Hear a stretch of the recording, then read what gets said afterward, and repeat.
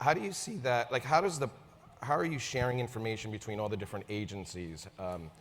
And how is the private sector involved as well, or the public sector, the private and public sector, how are they sharing information as well? Well, it's absolutely incumbent that, number one, we make our colleagues in Congress, we had to make them understand what a threat that cybersecurity was. I was in Congress a few years, and was that OPM, they had that big hack, right? And I was, they stole all my information as well. So everyone's a victim of cyber incidents. Trying to get people to understand it in Congress, and then getting to act on it is critical. Then getting private companies like yours that have great products and have good things that are gonna help keep our country safe from the biggest threat there is in the world right now is really important. And getting people that on your side that can work with us so we understand what to go after for you is really important. So what we're trying to do is making sure that the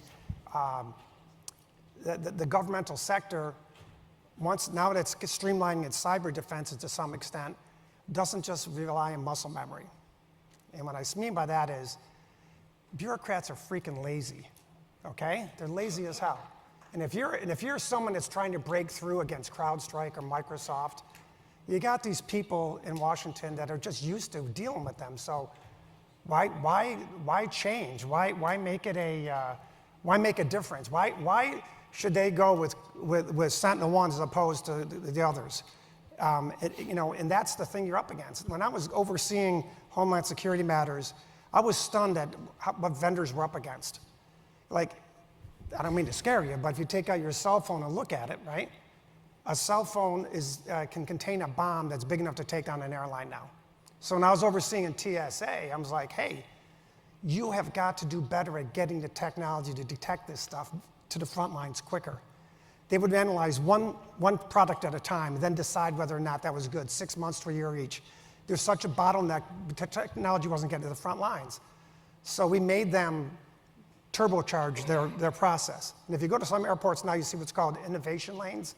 They're testing those products real time at the airports to see which ones are good and which ones are not, and that products are getting to the front lines quicker. I'm trying to take that same concept to cybersecurity with you all and with Sentinel-1's product because they're just used to dealing with the others and it's easy. So you guys have to break through, and you have to understand that bureaucratic mentality is something you got to break through. And that's part of what we're trying to do with my new adventure with my former chiefs, is to help you all do that. And we've had some successes. Neil and Adam got cars out of it, so they're doing pretty good. So they can let me drive it maybe once, we'll see. But so we're trying to do that and turbocharge that process. We also have those more than 100 different administrative agencies. A lot of them are starting to fall under the CISA umbrella now, which helps us. So I have a very good relationship with CISA. I'm going to be on their advisory committee starting end of this month, early next. So I'll have my nose under the tent, being able to figure out what the issues are, and we can let you all know, and that's going to be helpful as well. So.